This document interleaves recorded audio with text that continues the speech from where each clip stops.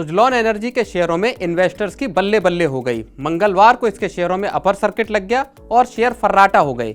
सुजलॉन के शेयरों में एक बार फिर से 5% का अपर सर्किट लग गया। इस तेजी के साथ शेयर 62 रुपये 22 पैसे पर पहुंच गए।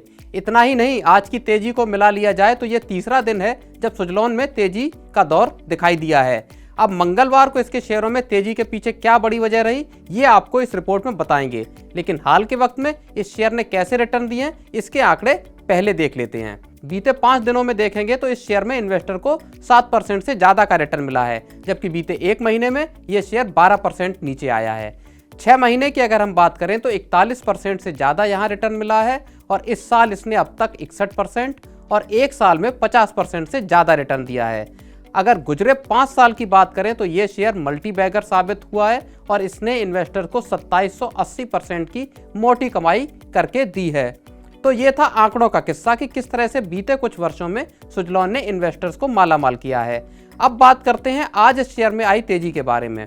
असल में एक रिपोर्ट आई और सुजलॉन के शेयरों में लग गया अपर सर्किट। ये रिपोर्ट आई global brokerage house Morgan Stanley की तरफ से।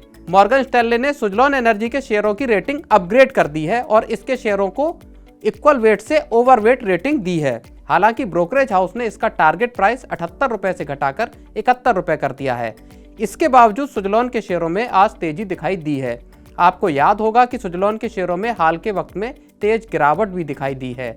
मॉर्गन स्टैनली ने इस बात का भी जिक्र किया है कि हाल के वक्त में सुजलॉन एनर्जी के शेयरों में पीक से 45% की जो गिरावट आई है वो इसके शेयरों को एक्यूमुलेट करने का एक अच्छा मौका है। मॉर्गन स्टैनली ने सुजलॉन के मजबूत कारोबार और भारत के एनर्जी ट्रांजिशन में इसकी मजबूत उपस्थिति को इसकी वजह बताया है।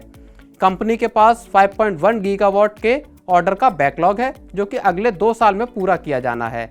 मॉर्गन स्टैनली ने यह भी कहा है कि भारत में सुजलॉन का मार्केट शेयर FY27 तक बढ़कर 35 से 40% पर पहुंच जाएगा। इतना ही नहीं, मॉर्गन स्टैनली ने यह भी कहा है कि FY25 से FY30 के बीच भारत के विंड एनर्जी में 32 गीगावाट की डिमांड विंड OEMs के लिए पैदा होगी, जिसकी कीमत 31 अरब डॉलर बैठती है।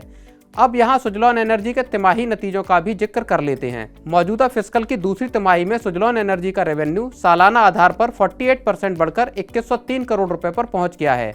ये 1 साल पहले 1421 करोड़ रुपए था। इसी तरह से कंपनी का नेट प्रॉफिट दूसरी तिमाही में तकरीबन दोगुना हुआ है और 200 करोड़ रुपए पर पहुंच गया है, जो 1 साल पहले 102 करोड़ रुपए था।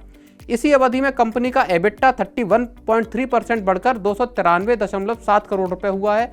हालांकि एबिटा मार्जिन मामूली घटकर 13.93% पर आ गया है, जो 15.74% पर था। हालांकि इसके पहले 5 दिन तक लगातार सुजलॉन एनर्जी के शेयरों में गिरावट का सिलसिला चला।